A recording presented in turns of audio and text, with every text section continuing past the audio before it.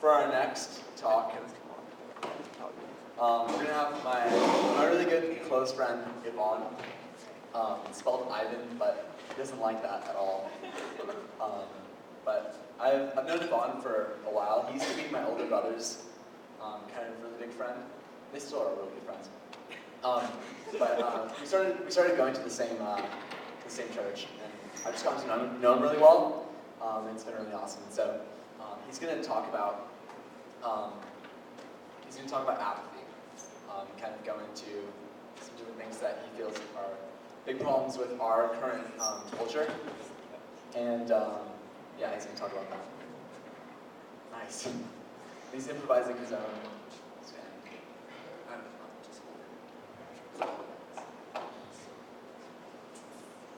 How's it going? Thanks for having me, I appreciate it. I'll just talk a little about myself, because I like to do that. Just kidding. I was actually born in Macedonia. Do any of you know where that is? The country? Yeah. Yes, okay. It's north of Greece, now it used to be part of Yugoslavia. Alexander the Great was coincidentally from there, so it's pretty cool. But I've been actually living in Arizona for 18 years, so this is my home. I'm at ASU, I love literature, especially like modern literature. I wish I could get paid to read every day, but instead I'm going to ASU to pretend like I'm going to have a job waiting for me when I'm done. So that's exciting, I'm really looking forward to that. I don't know if you can tell, but I'm really into the 80s. I think it's a great time period. I like a lot of things about that era in society. It wasn't perfect, although I like to pretend it was. In my personal opinion, Kurt Cobain introduced angst and pain into society, so I think everything was perfect before then. But I like things like the hair in the 80s is huge. There's just so much big hair, and I think that's wonderful. And I really like the music, I like the clothes, all that clubbing and dancing and gyrating that they did. I think that's really awesome. And I think that it's really easy to idealize a society that we haven't been a part of. So it's really easy to stand here and be like, oh, the 80s was way better back then. I wasn't born, but it was. Or like, hey, the 50s was awesome, the 20s was great, the roaring 20s, you know? And it's really easy to do that, but like I get that things were difficult then too. Like we had a huge recession back then, huge unemployment, gas prices shot up. Although I don't think they even hit close to where we are today. So I think it may have been, I think it may have been the same amount of difficulty. So it might have been about the same like level of difficulty every day, but I think it might have been better in some ways as well. And I'll never know, but it's fun to imagine. So as a sociology major, that's what I'm going to school for, pointless. But I like to observe different patterns and aspects of society in the past. And so I think one obvious example of the difference between the 80s and today was the drug culture. And I'm not into drugs, I don't do any drugs, I think it's a really obvious example. Like, does anyone know what the drug of choice in the 80s was? I saw you mouthing. That was one of them, yeah. That was more in the 70s, but yeah, that was one of them. Go ahead. Yeah, cocaine, crack cocaine, all that stuff. That was like the huge drug of choice, okay? 5.7% of the household population in 1985 was a cocaine user on a regular basis. That's like 6 million people on a regular basis. That's so much, it's crazy. And some of the symptoms of cocaine include like alertness, feelings of well-being and euphoria, energy and motor activity, feelings of competence and sexuality. So you just feel like you're just jacked, man. Like you can do it. It doesn't matter what it is, you can do it. Then in 1985, Ronald Reagan supported this moral panic against all illicit drugs. We're gonna crack down on drugs. Get it? Crack down. So its usage declined throughout the late 80s, early 90s, but it was quickly actually replaced by another drug, marijuana. So we're actually really quick to grab onto something that's gonna take us out of our state of mind, right? And then the effects of marijuana are lower blood pressure, relaxed muscles, and you get this like body buzz, you feel really good, everything's chill, doesn't matter, bro, that sort of thing. But you don't really see people that are high on pot, like running around doing things. They eat a lot. So much food, so much food. So I'm not here to advocate drug use. Don't do drugs, it's gonna ruin your life, I promise you, it will. And I don't know that from experience, I've watched TV. I've as a symptom of the change that we underwent as a society from the 80s to today.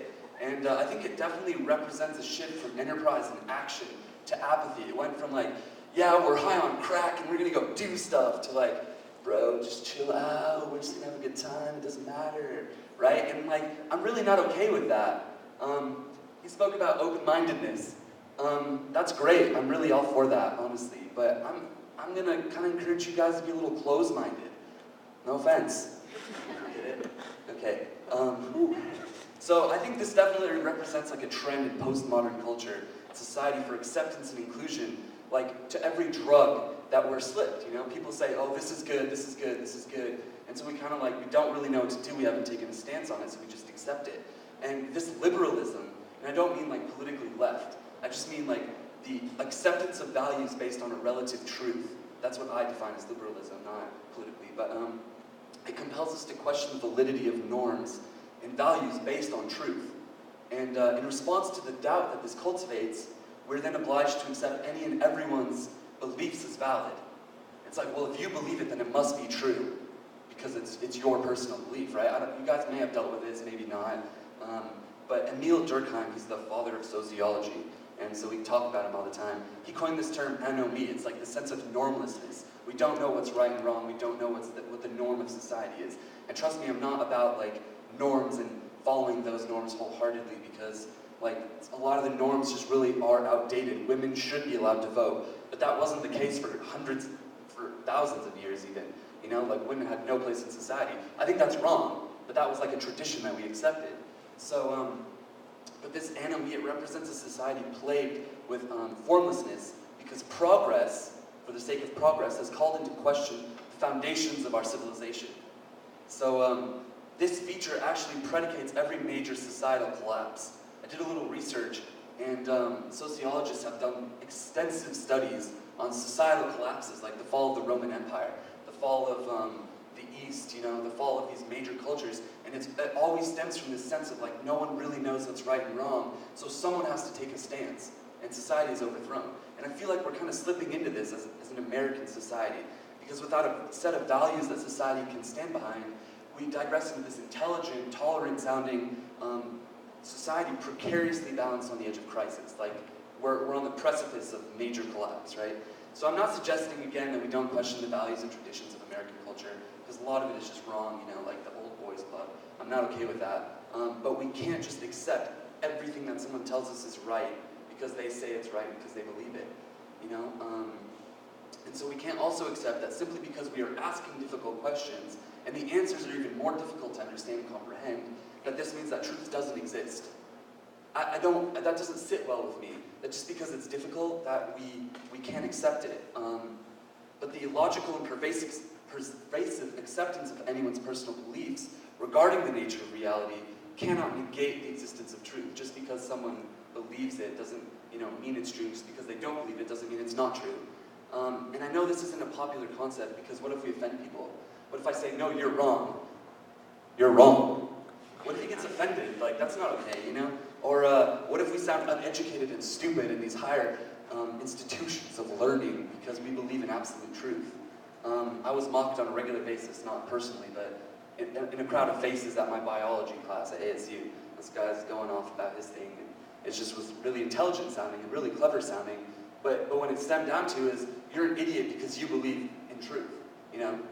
And I don't know, you know?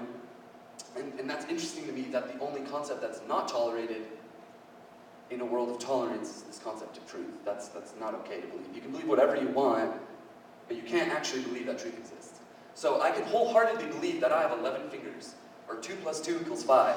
I can believe it, and I will believe it with my whole heart, and that will be reality to me. But the fact is, that's not true. I don't have 11 fingers, I have 10, and 2 + 2 = 4. So this translates into abstract values as well, like good, virtue, wisdom. These things, just because you can believe very convincingly that they're true, doesn't necessarily mean they're true. Doesn't mean they're not true, obviously, because some things are true, absolutely, right? We actually classify people in society that have a rift between reality and what they believe, and we call them insane, and we medicate them and put them away. So how dare we do that in a society of tolerance and acceptance, right? Insane people should be running our country, not hidden from it, because what if they're right? They're right to themselves, right? But that's not true. Like, we don't believe that as a society. Yet in the case for tolerance and false plurality, we can't isolate these individuals. It's not right. But I don't believe that. Instead, we need to allow ourselves the true beauty of reality, and this will lead to true diversity. Because when you accept absolute reality,